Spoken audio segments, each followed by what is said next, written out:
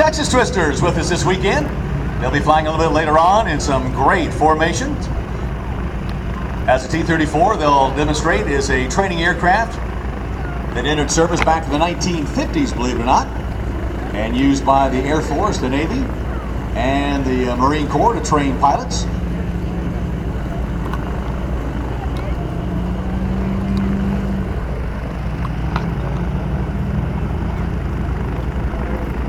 They're not going to take off from the taxiway, are they? Where would you say we are? Right to the left of the...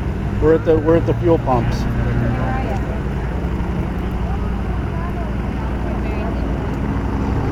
Oh, okay, there. So we're starting. But we are right as you come in. We're right to the... Where did you say? We're at the very end of all the north end of all the hangars. The T-34 is built by Beechcraft. Believe it or not, all of them manufactured in Wichita, Kansas. To the left of all the airplanes, okay? Like on the Again, the second design left. going back to the late 1940s, but it was not until 1953 that the T-34s actually entered full-time military service, first with the United States Air Force.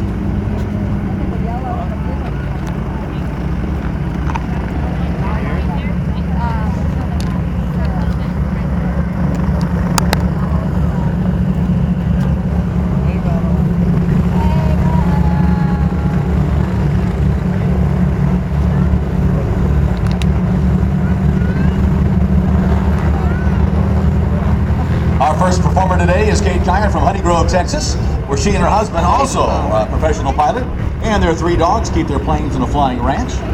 Kate has been flying aerobatics for over 20 years in the Pitts S2B for 18 years in aerobatic competitions and air shows. Kate began flying at the ripe old age of 16 and sold an airplane before getting her driver's license. She earned her commercial license, multi-engine rating,